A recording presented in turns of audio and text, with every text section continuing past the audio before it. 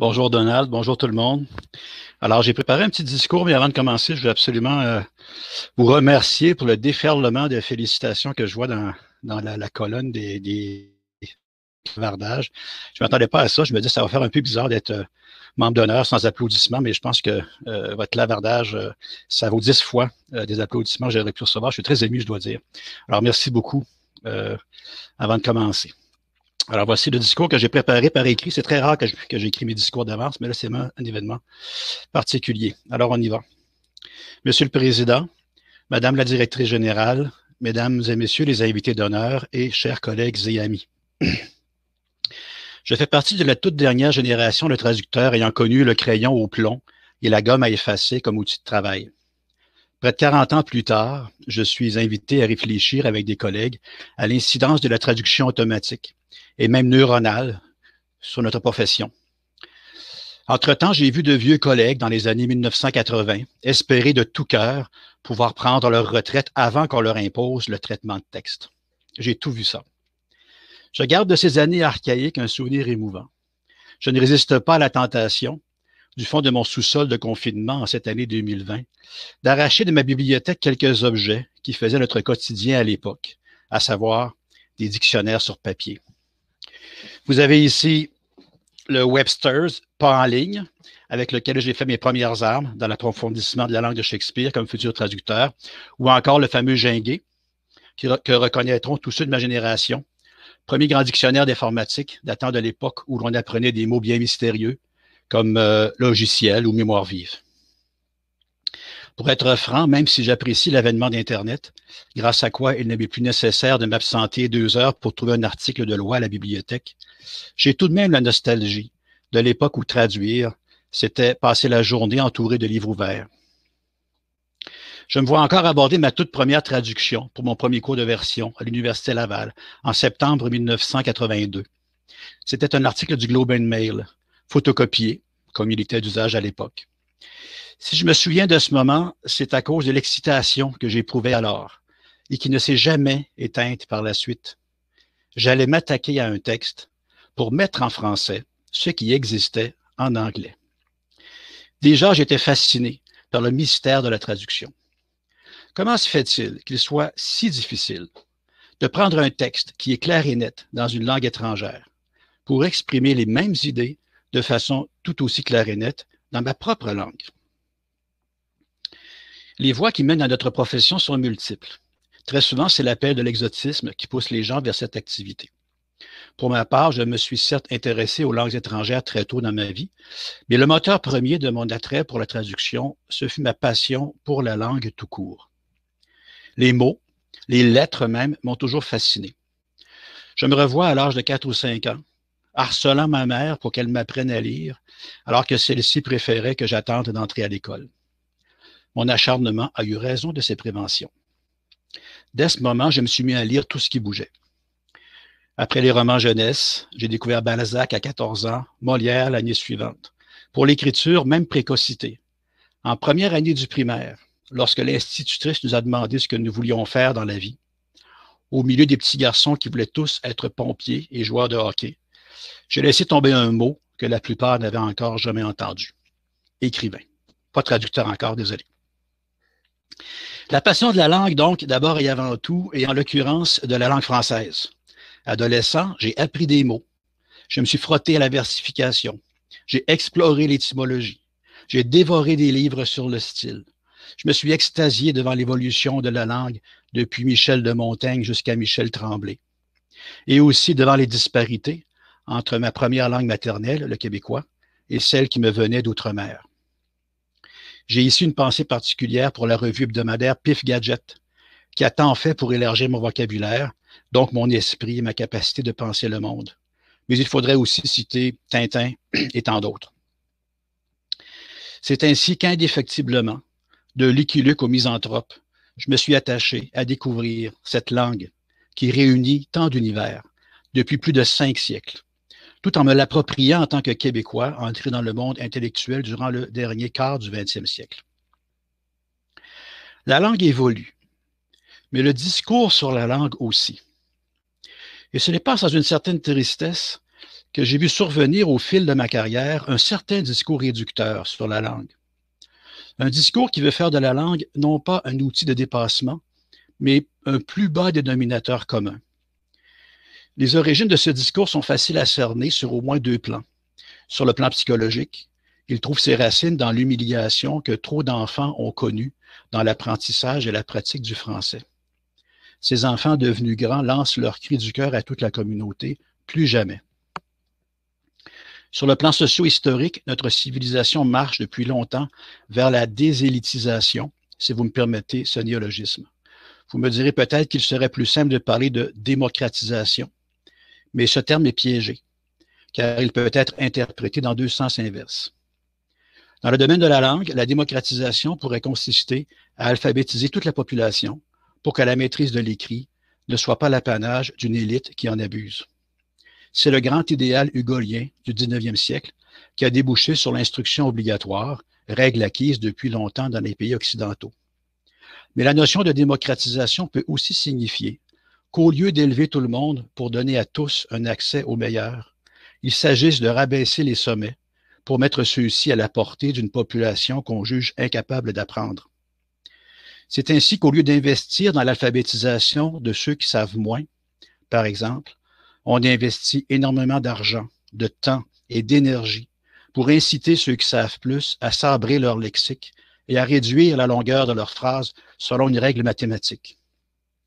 C'est ainsi que pour la première fois depuis les grands idéaux démocratiques qui remontent aux Lumières, la société renonce à progresser pour plutôt se donner comme horizon la régression et le rabougrissement. Au lieu de tirer l'ensemble vers le haut, on coupe les têtes qui dépassent. Je sais que mes propos peuvent sembler insensibles, voire déconnectés d'une réalité pour les tenants de cette approche. Mais la perspective que je valorise ne repose ni sur l'insensibilité, ni sur la déconnexion, et encore moins sur l'élitisme. C'est au contraire une vision élargie du problème. Et d'ailleurs, ce n'est certainement pas elle, ma vision, qui est la plus méprisante pour le grand nombre. Tout le monde, moi le premier, reconnaît que tout citoyen doit comprendre les communications que lui adresse l'administration, par exemple. Et il était légitime qu'on sensibilise les spécialistes engoncés dans leur jargon et les rédacteurs maladroits de l'État à la nécessité de clarifier leurs propos. Mais l'enfer étant pavé de bonnes intentions, on en arrive, en poussant le curseur trop loin, à mutiler délibérément la langue de tous pour remédier aux problèmes d'une minorité.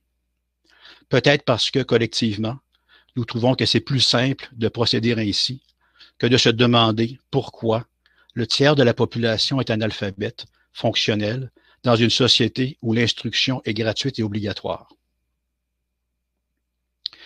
Le discours sur la langue évolue aussi sur la question de l'orthographe et de la grammaire. Là où pendant des générations, il était naturel de considérer que l'apprentissage de l'orthographe, de la grammaire et de la syntaxe étaient des leviers privilégiés pour apprendre à penser, à raisonner, à analyser et à synthétiser. On en vient de plus en plus à considérer ces dimensions de la langue comme de simples troubles-fêtes entravant la liberté, l'individualité et la spontanéité. Le fait est que la langue, malgré tout l'édifice de ses règles érigées au fil des générations, n'a jamais été une entrave à la spontanéité, pas plus que l'harmonie en musique ou les mathématiques en architecture. De tout temps, dans tous les secteurs, des locuteurs, à l'écrit ou à l'oral, ont fait évoluer la langue. Se la sont appropriés, se sont permis des écarts et des libertés, que ce soit pour nommer des réalités nouvelles, pour changer notre regard sur la réalité, ou simplement pour s'amuser avec la langue, en tester les contours, voire carrément jouer les iconoclastes. Que la langue évolue, c'est une évidence et même une nécessité. Que chacun ait son idiolecte, avec ses qualités et ses aspérités. C'est aussi naturel, et c'est cette diversité qui en fait une richesse collective. Mais ce qu'il y a de beau dans la langue, c'est justement qu'elle n'est pas individuelle. La langue est un héritage collectif. Personne n'a inventé la langue qu'il parle. Nous l'avons tous appris de nos parents, qui, eux, en avaient aussi hérité des générations précédentes avec d'inéluctables transformations.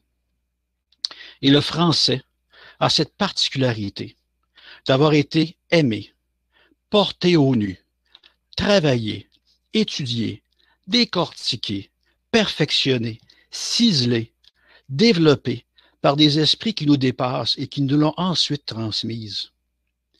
Rabelais, Racine, Voltaire, Hugo, Saint-Exupéry, pour n'en nommer qu'un par siècle, nous ont appris à penser, à s'émouvoir, à rire en développant la langue. Prétendre aujourd'hui que cette langue perfectionnée n'est qu'un instrument de domination, c'est porter un jugement qui passe à côté des motivations profondes de ceux qui l'ont façonnée, dans le but de nous léguer un instrument de plaisir esthétique et de croissance, c'est-à-dire un instrument d'humanité, au sens le plus riche et le plus noble du terme. Peut-être qu'il vous paraît incongru que j'évoque Racine et Voltaire en m'adressant à un public qui traduit au quotidien des bulletins internes, des communiqués et des instructions de connexion à une plateforme. Certes, on n'écrit pas une page web sur les conditions d'admissibilité à une subvention avec les mots de Montesquieu ou de Camus. Mais la philosophie qui nous incitera à choisir le mot juste et la juste formulation, c'est eux qui l'ont développée, avant nous.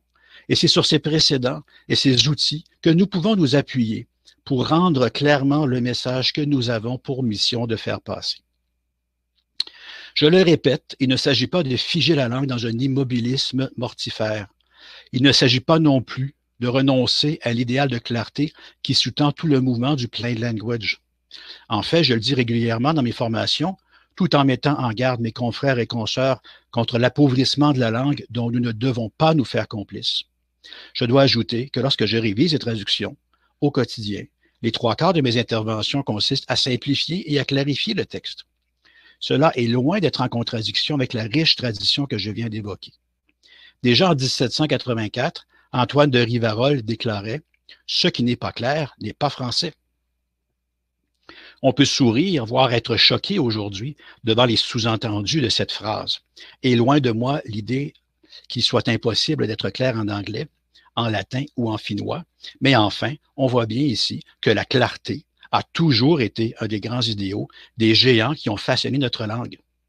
C'est de la maîtrise de la syntaxe et de la richesse du vocabulaire que naît la clarté, pas du mépris de l'un et de l'appauvrissement de l'autre. Dans un monde, celui du Canada, où une proportion immense des écrits circulant en français sont passés par le filtre de la traduction, les traducteurs, avec ou sans la machine qui vient les épauler, jouent un rôle primordial. Je ne dirais pas pour préserver la pureté de la langue, notion qu'on a évacuée depuis longtemps, mais pour en préserver tous les ressorts, sans en faire passer aucun à la trappe du nouveau purisme, afin qu'elle exprime clairement les idées de tous ceux et toutes celles qui ont quelque chose à dire. C'est notamment à cet idéal que j'ai consacré mes 35 années de carrière. Et de l'honneur insigne qu'on me fait aujourd'hui, je déduis que cet idéal est partagé collectivement par ma profession. Nous pouvons donc envisager tous ensemble un avenir où toutes les langues, dans toutes leurs variations, sauront, en partie grâce à notre action consciente et professionnelle, évoluer en clarté, en nuance, en richesse et en beauté. Bonne suite de congrès à tous et à toutes.